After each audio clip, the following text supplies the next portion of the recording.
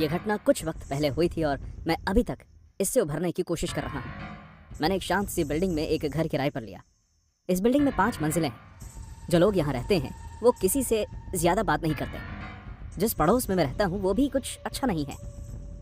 यहाँ अक्सर चोरी, किडनैपिंग की खबरें आती रहती हैं। मैं एक छोटे से पब में बारटेंडर का काम करता हूँ, इसलिए मेरे पास अभी इतने पैसे नहीं है कि मैं किसी महंगी जगह पर रह सकूँ। इसलिए यहाँ रहने के अलावा मेरे पास और कोई चॉइस नहीं था। मैं तीसरे फ्लोर पर रहता था और मेरे घर के बिल्कुल सामने एक लेडी रहती थी जो करीब 38 साल की होंगी। उसका नाम था जूडी। वो एक शर्मीली, खूबसूरत औरत थी, पर उसकी मॉम के बर्ताव की वजह से उससे कोई बात नहीं करता था। मैंने बहुत से सताए हुए लोग देखे हैं, पर मिसेस वुरहीस ऐसी थी जैसे फूलों के भरे बगीचे में कांटे का पौधा। वो जूडी पर दिन रात चिल्लाती। मुझे उनके घर से चिल्लाने की आवाजें आया करती थी। मैंने तुमसे सैलेड नहीं, सूप मांगा था। तुमने मेरा रुमाल क्यों नहीं धोया? इस पर दाग पड़े हुए हैं। जब भी मैं तुम्हें बुलाती हूँ तुम सुनती क्यों नहीं हो? इस तरह पेश आओगी तुम अपनी माँ के साथ। मुझे तो उस दिन का पछतावा होता है जब मैंने तुम्हें पैदा किया। तुम हमेशा अकेली ही रहोगी। एक पड़ोसी होने के नाते मुझे जूडी पर बहुत तरस आता था। चाहे उसकी मॉम कितनी भी बुरी थी, लेकिन फिर भी जूडी इस उम्र में उनका ख्याल रख रही थी। मैंने कभी जूडी को अपनी मॉम को कुछ भी कहते हुए नहीं सुना था। यहाँ तक कि अगर उससे कोई रास्ते में टकरा भी जाए तो भी वो बस एक रोबोट की तरह चलती रहती थी और किसी से कोई बात नहीं करती थी। उस बेचारी को पूरे दिन में बस शाम को कुछ देर के लिए चैन की सांस लेने को मिलती थी। हर शाम 6 से 7 मिसेस वुरहीस एक स्टिक लेकर वॉक करने जाती थी। वो वॉक करना कभी मिस नहीं करती थी, फिर चाहे मौसम का हाल जो भी हो। मुझे याद है एक बार बहुत तेज बारिश हो रही थी और जूडी ने उन्हें जाने से मना किया, तो उन्होंने चिल्लाकर कहा, तुम क्यों चाहोगे कि मैं तंदुरुस्त रहूं? तुम तो खुश होगी अगर मैं कल मर जाऊं, फिर तुम्हारे लिए मेरी सारी दौलत लेना आसान हो जाएगा, है ना? उन्होंने अपना पिंक रेनकोट पहना और स्टिक लेकर वॉक करने चले गए। उस 1 घंटे के लिए मैंने बिना वॉल्यूम के टीवी देखा। फिर मैंने कभी उस 1 घंटे में शोर नहीं किया ताकि जूडी को कम से कम वो वक्त तो शांति से बिताने का मौका मिले। मैं चाहता था कि वो उस 1 घंटे को जैसे चाहे वैसे बिताए, खुश रहकर या अकेले थोड़ी देर रोकर। हम में से कोई जूडी के लिए कुछ नहीं कर सकता था। हम बस उसे ऐसी नरक की जिंदगी जीते देख रहे थे। एक रात मैं काम करके घर लौटा। मैंने अपने घर का ताला खोला ही था कि पीछे से जूडी की आवाज आई। एक अच्छा पड़ोसी होने के लिए शुक्रिया। मैं समझ सकती हूँ हमारे घर से आता हुआ शोर तुम्हें कितना परेशान करता होगा। नहीं, ऐसी कोई बात नहीं, मुझे चलेगा। मेरी नींद बहुत गहरी है। ओह अच्छा। इससे पहले कि हम और बात कर पाते, मिसेस वुरहीस अंदर से चिल्लाई, अगर तुम्हारी गप्पे खत्म हो गई हो तो गंदे बर्तन मांजो। जूडी का चेहरा शर्म से लाल हो गया और उसने झट से दरवाजा बंद कर दिया। उन्होंने जूडी का जीना दुश्वार कर दिया था। वो अपनी बेटी को पागल कर रही थी। मैं उनके बारे में सोच ही रहा था कि उनके घर का दरवाजा खुला और वो अपनी शाम की वॉक करने के लिए बाहर निकली। उन्होंने मुझे गुस्से की नजर से देखा और चली गई। सब हमेशा के जैसे ही चल रहा था कि एक दिन हमारी बिल्डिंग के 1st फ्लोर के एक घर में चोरी हो गई। खैर, इस बात से मुझे हैरानी नहीं हुई क्योंकि जैसा कि मैं आपको पहले ही बता चुका हूँ कि ये जगह ऐसी ही है। पर इस बात की टेंशन से मैंने अपने घर के बाहर एक डोरबेल कैमरा लगवा लिया। उसे लगाते वक्त मेरी जूडी से काफी बार मुलाकात हुई और मैंने उसे भी डोरबेल कैमरा लगवाने की सलाह दी, जिस पर उसने कहा, मेरी जिंदगी वैसे भी खराब हो चुकी है और खराब होने के लिए कुछ नहीं बचा। उसकी बात सुनकर मुझे उसके लिए बहुत बुरा लगा। जूडी घर के अंदर चली गई और उसने दरवाजा बंद कर लिया। किसी ने उसकी लाइफ में दखल ना दिया होता अगर वो घटना ना हुई होती। डोरबेल कैमरा लगवाने के बाद मुझे एक नई आदत लग गई। मैं नहीं जानता क्यों, मैं हर वक्त ये देखता रहता कि मेरे दरवाजे के उस पार क्या हलचल हो रही है। कैमरा लगने की वजह से मुझे मिसेस वुरहीस की आवाज अब और ज्यादा ढंग से सुनाई देने लगी थी। उनका हमेशा जूडी पर चिल्लाना और उसे कोसना। उस शाम बहुत तेज बारिश हो रही थी और मुझे मिसेस वुरहीस की जूडी पर चिल्लाने की आवाज आ रही थी। जूडी उन्हें जाने के लिए मना कर रही थी। अचानक उनकी आवाज आना बंद हो गई और मैंने जूडी को घर से बाहर आते देखा। वो अपने घर के बाहर खड़ी होकर जोर से रोने लगी। मैं उसे इस तरह रोते हुए देखता रहा और बाहर नहीं गया क्योंकि मेरे बाहर जाने से उसे और शर्मिंदगी महसूस हो सकती थी। मैं चुपचाप उसे स्क्रीन पर देखता रहा और कुछ देर बाद वो फिर से अपने घर के अंदर चली गई। मैं अपने सोफे पर बैठ गया और उस बूढ़ी औरत को हमेशा की तरह अपनी बेटी को नरक में डालकर खुद वॉक पर जाने के लिए निकलने का इंतजार करने लगा। 5 मिनट बीते, 1 घंटा बीत गया, पर कोई बाहर नहीं आया। मैं उठकर जाने लगा। मुझे लगा कि शायद इस तूफान में उन्होंने ना जाने का फैसला लिया होगा। मैंने वही बस 1 कदम ही लिया था कि मुझे दरवाजा बंद होने की आवाज आई। मैंने मुड़कर स्क्रीन की तरफ देखा। हद है ये बुढ़िया, मैंने खुद से कहा और लाइट बंद करके सोने चला गया। उस दिन के बाद से मैंने कुछ बदलाव महसूस किए। अब मुझे बहस और लड़ाई की आवाज़ कम सुनाई देती थी। मिसेस वुरहीस ने अचानक से ही बुरा बर्ताव करना बंद कर दिया था। अब हर शाम को वो बिना जूडी से लड़े अपना रेन कोट पहनकर और हाथ में स्टिक लेकर वॉक पर चली जाती थी। जूडी का चेहरा भी खिल गया था। अब उसके घर में शांति रहती थी। एक बार वो मुझे घर के बाहर दिखी और उसने मुझे देखकर स्माइल पास की। वो पहली बार था जब मैंने उसे मुस्कुराते हुए देखा। पता नहीं क्यों पर मुझे कुछ अजीब लगा। उसकी आंखों में चमक थी पर आंखों के नीचे काले धब्बे, उसके दांत पीले पड़ गए थे। Hello Samuel. हाय जूडी, कैसी हो तुम? मैं अच्छी हूँ। फाइनली काफ़ी समय बाद मैंने अपनी मॉम से बात की।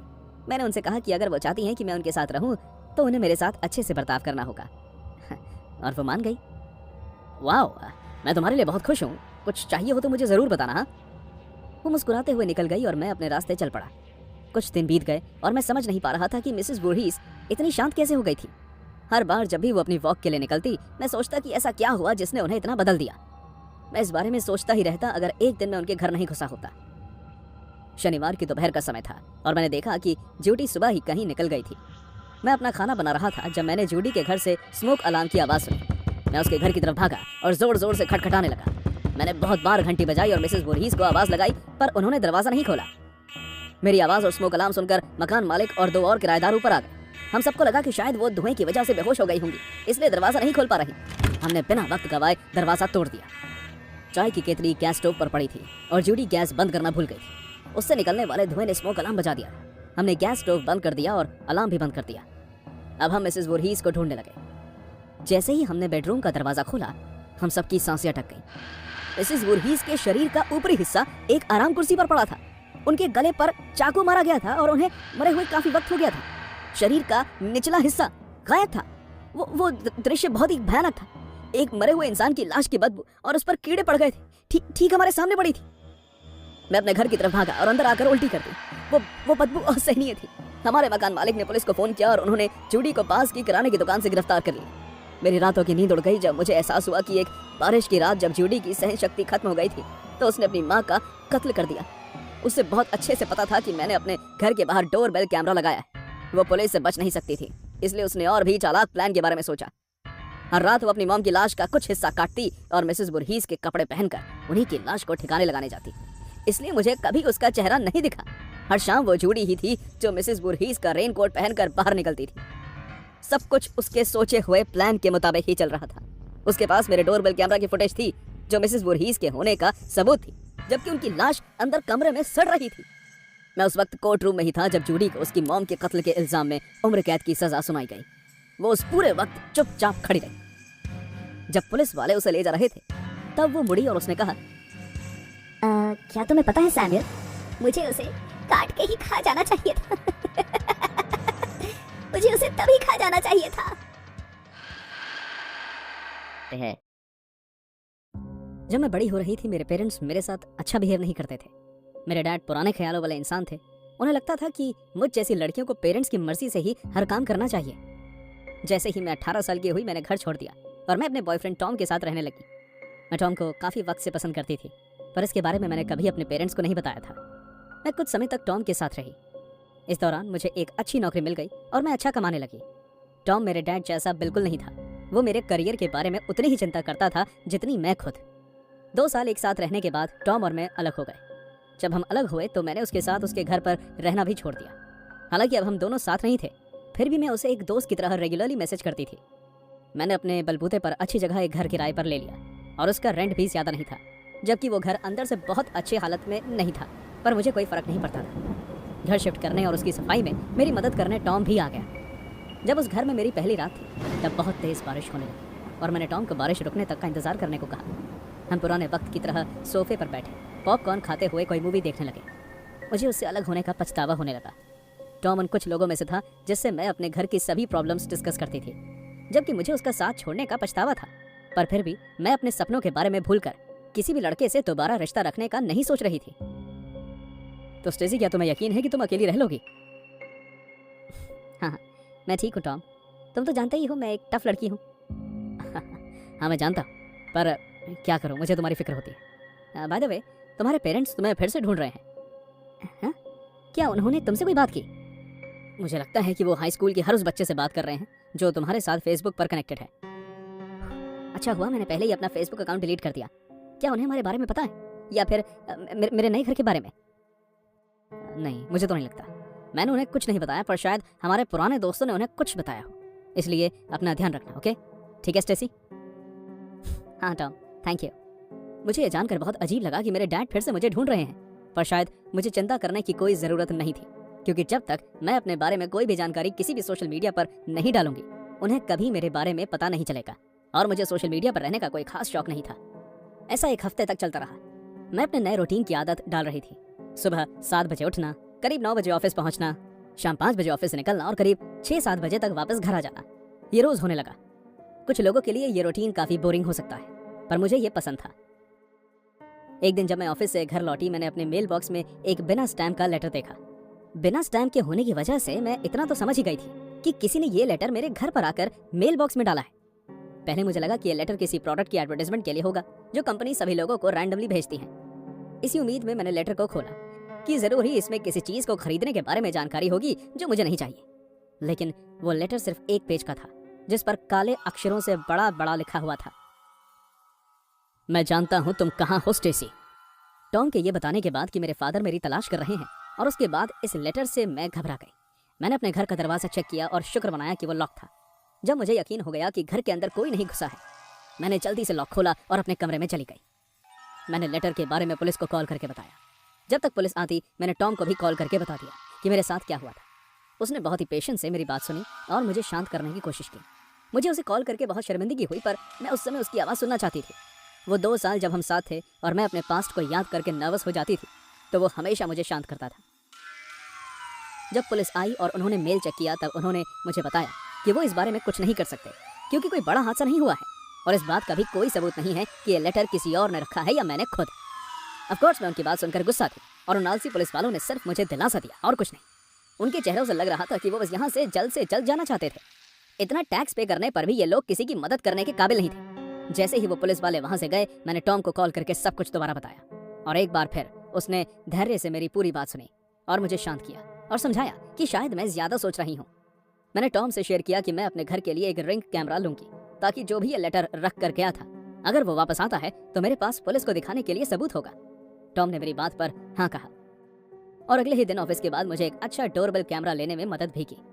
जब उसने कैमरा लगाने में मेरी मदद करने की बात कही, तो मैंने उसे मना कर दिया। अब हम साथ नहीं रहते थे, इसलिए अपना ध्यान मैं खुद रखना चाहती थी। एक कैमरे को लगाने में जितना वक्त लगता है, मुझे उससे कई ज्यादा लग गया, पर मैंने उसे उसी दिन अपने घर के दरवाजे पर लगा दिया और उसे अपने फोन से कनेक्ट कर लिया, जिस दिन मैंने उसे खरीदा था। मैं झूठ नहीं कहूंगी, पर मैं खुद पर बहुत गर्व महसूस कर रही थी और सुरक्षित भी।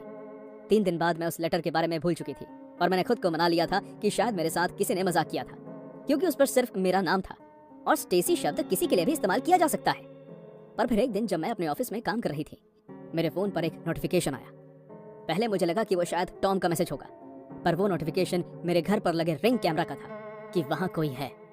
मेरा शरीर डर से ठंडा पड़ गया, पर मैं उस नोटिफिकेशन को इग्नोर नहीं कर सकती थी। मैंने अपने घर के रिंग कैमरा की लाइव फुटेज देखने के लिए उस नोटिफिकेशन पर टैप किया, और जो मैंने देखा उसे देखकर मेरे हाथ से मेरा फोन जमीन पर गिर गया। मुझे डर ने घेर लिया था। मुझे अपना अतीत याद आने लगा। मेरे डैड एक बहुत ही बुरे इंसान थे।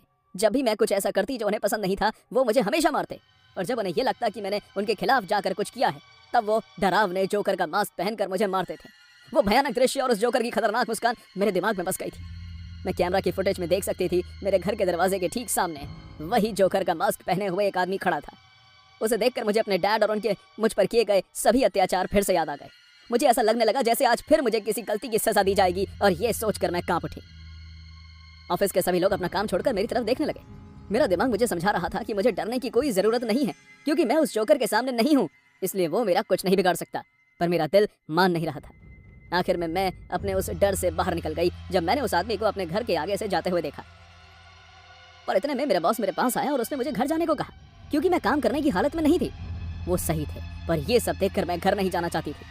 मैंने हार कर टॉम को फोन किया और उसे एक रात वहां रुकने के बारे में सोचा। वो मुझे हर तरह से संभाल रहा था और उसने मुझे हिम्मत दी कि सब ठीक हो जाएगा। कम शब्दों में समझाऊं तो वो रात मैंने उसके साथ बिताई और हम दोनों फिर एक साथ आ गए। जब मैं अगले दिन सुबह उठी तो टॉम ने मेरे लिए एक नोट छोड़ा था, जिस पर लिखा था कि वो काम के लिए बाहर गया है और उसने मेरे लिए ब्रेकफास्ट बनाकर टेबल पर रखा है। वो वाकई एक बहुत ही अच्छा इंसान था। जब मैं नाश्ता कर रही थी तब मैंने सोचा कि टॉम ने मेरे लिए इतना कुछ किया है, मुझे भी उसके लिए कुछ करना चाहिए as a token of thank you. तब मुझे याद आया कि जब मैं और टॉम एक साथ रहते थे, उसे अपने गंदे कपड़े धोना कभी भी पसंद नहीं था। तो मुझे लगा कि उसके कपड़े धोकर प्रेस करके लगाना एक अच्छा आइडिया होगा। जब मैं उसके हल्के रंग और गंदे रंग के कपड़े धोने के लिए अलग कर रही थी, तब मुझे कुछ ऐसा दिखा जिसने मेरा टॉम पर से विश्वास हिलाकर रख दिया। उसके गंदे कपड़ों में मुझे एक मास्क मिला, बिल्कुल वैसा ही मास्क जो मेरे डैड मुझे मारते वक्त पहना करते थे और जो उस आदमी ने भी पहना था जो कल मेरे घर तक आया था।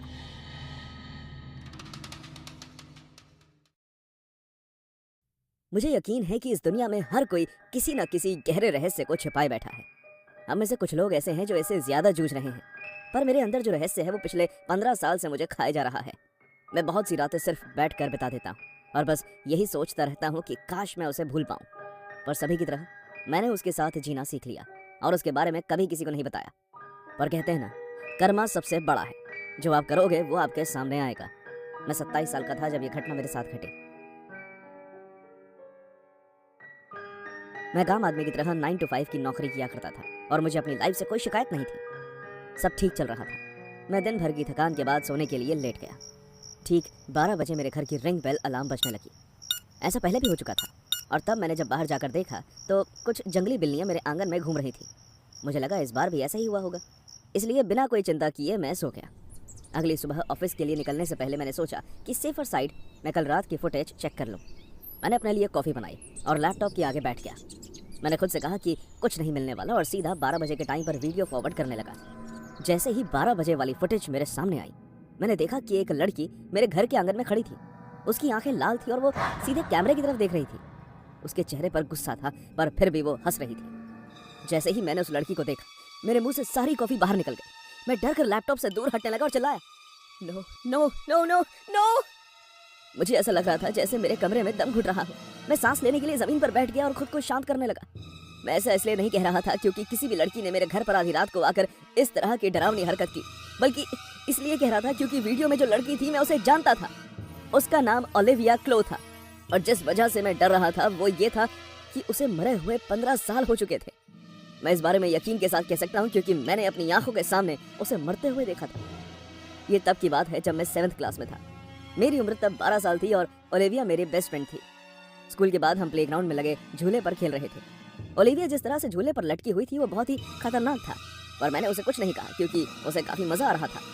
अगले 2 मिनट के अंदर उसकी ग्रिप छूटी और वो पक्के फर्श पर जोर से गिर गई। मुझे एहसास हुआ कि काश मैंने उसे उसी वक्त रोक लिया होता। उसके सर के फटने की आवाज आज भी मुझे रात में डराती है क्योंकि उस समय मैं सिर्फ 12 साल का था। उस हादसे ने मुझे काफी बड़ा सदमा दिया।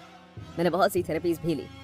उसके बाद ओलिविया के परिवार वाले उस घर को छोड़कर कहीं और चले गए और फिर उसके बाद मैंने उनके बारे में कुछ नहीं सुना।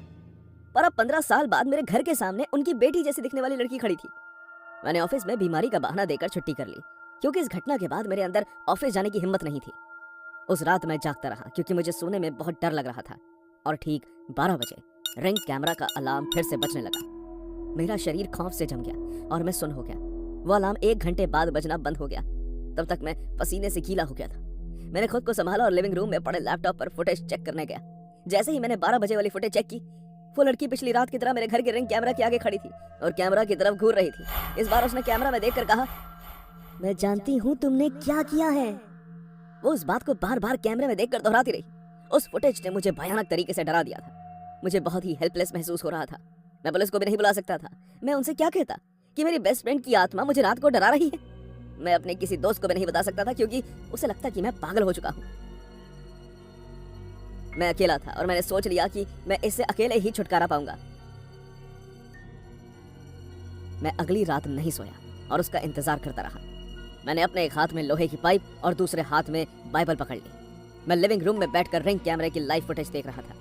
मैंने रात 11:59 तक लाइव फुटेज देखी और जैसे ही घड़ी में 12 बजे उस लड़की के पैरों की परछाई मेरे घर के आंगन में दिखने लगी। वो वहां 5 मिनट तक खड़ी रही और फिर उसने एक पिन की मदद से मेरे घर का दरवाजा खोलने की कोशिश की। ये देखकर मेरे दिमाग में बहुत सी बातें आने लगी। अगर वो एक आत्मा थी तो उसे दरवाजे के आर पार हो जाना चाहिए था। कुछ मिनट बाद मुझे मेरे घर का दरवाजा खुलने की आवाज आई। अब मुझे इतना तो पता चल गया था कि वो कोई इंसान है, इसलिए मैंने हाथ में पकड़ी हुई मेटल पाइप को और जोर से पकड़ लिया। जैसे ही वो लड़की, जिसे मैं ओलिविया समझ रहा था, मेरे नजदीक आई, उसने कहा, मैं जानती हूँ तुमने क्या किया। मैंने तुम्हें देखा था, मैं उस समय वहीं पर थी। बिना सोचे मैंने उस पर मेटल की रॉड से वार किया। मैंने उस रॉड को घुमाकर उस लड़की को मारना चाहा पर वो बच गई और उसने बदले में मुझे एक चांटा मारा। हम दोनों के बीच हाथापाई हुई और आखिर में मैंने उसे जोर का धक्का दिया। फिर मैंने उसकी टांग पर मेटल रॉड मारकर उसे नीचे गिरा दिया और वो चिल्लाई। उसके नीचे गिरते ही मैंने मेटल रॉड को और ऊंचा उठाया और उसे मारना ही लगा था कि क्या तुम मुझे भी ओलिविया की तरह मार देना चाहते हो? ये बात सुनकर मेरे हाथ ठंडे पड़ गए और इतने में ही मैंने पुलिस की आने की आवाज सुनी। मेरे पड़ोसी ने मेरे घर से आ रहे शोर को सुनकर पुलिस में कंप्लेंट कर दी। पुलिस हम दोनों को पूछताछ के लिए पुलिस स्टेशन ले गई। जब हम वहां पहुंचे तो पुलिस ने पहले उस लड़की से पूछताछ की। फिर उन्होंने मुझसे पूछा कि क्या हुआ था मेरे घर पर। मैंने उन्हें सारी कहानी बता दी।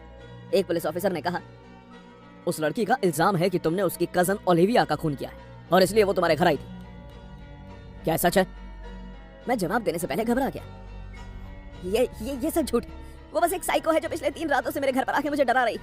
जैसा कि मैंने आपको पहले भी बताया, ओलिविया मेरी पुरानी दोस्त थी जो एक एक्सीडेंट में मारी गई। वो लड़की पागल है। पुलिस ऑफिसर ने कहा, ओके, हम माफी चाहते हैं कि आप पर बेवजह से इल्जाम लगे। हम अभी उस लड़की को आपके घर के अंदर घुसने के जुर्म में गिरफ्तार करते हैं। जब पुलिस वाले उस लड़की को ले जा रहे थे तो वो रोते और चिल्लाते हुए कहने लगी, क्या तुम सच में झूठ बोलते रहोगे? मैंने तुम्हें उसे मारते हुए देखा था और फिर तुमने उसे एक दुर्घटना का नाम दे दिया। तुमने मेरी बहन को मारा है। सच बताओ इन सबको, सच बताओ। मुझसे और ज्यादा नहीं देखा गया और मैं चिल्लाया, हाँ मैंने मारा था उसे। पुलिस वालों ने उस लड़की को ले जाना रोक दिया और मेरी बात सुनने लगे। 15 साल में पहली बार मैं एक ऐसी बात कहने जा रहा था जो मेरे दिल पर पत्थर की तरह बैठी बोझ बन रही थी। मैं एक बच्चा था। मुझे अच्छा नहीं लग रहा था कि ओलिविया और लड़कियों के साथ बात करने लगी और नए दोस्त बनाने लगी थी।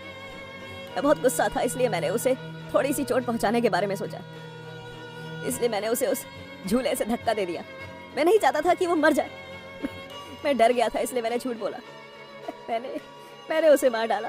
मैंने ही ओलिविया को मार डाला। मैं अपना गुनाह कबूल करके रोने लगा। पुलिस वालों ने मुझे मेरे 15 साल पुराना गुनाह कबूल करते सुन मेरे हाथों में हथकड़ी पहना दी। कुछ देर बाद जब मेरा वकील आया, मुझे पता चला कि वो लड़की मुझे मेरे घर आकर डरा रही थी। वो शार्लेट कोल थी। वो ओलिविया की कजन थी और बिल्कुल उसके जैसी लगती थी। वो उस दिन ओलिविया की मम्मी के साथ ओलिविया को स्कूल से लेने आई थी। जब उसने मुझे ओलिविया को धक्का देते हुए देखा, उसने कहा कि उसने उतने वक्त तक किसी को कुछ नहीं बताया क्योंकि वो खुद इस सदमे से उभर नहीं पा रही थी। उसे लगा कि इस हादसे से उभरने का एक ही रास्ता है, न्याय और बदला। क्योंकि वो ओलिविया जैसी दिखती थी, इसलिए वो मुझे ढूंढ कर मेरे सामने आ गई और मुझे डराने लगी। ये सब 2 महीने पहले हुआ।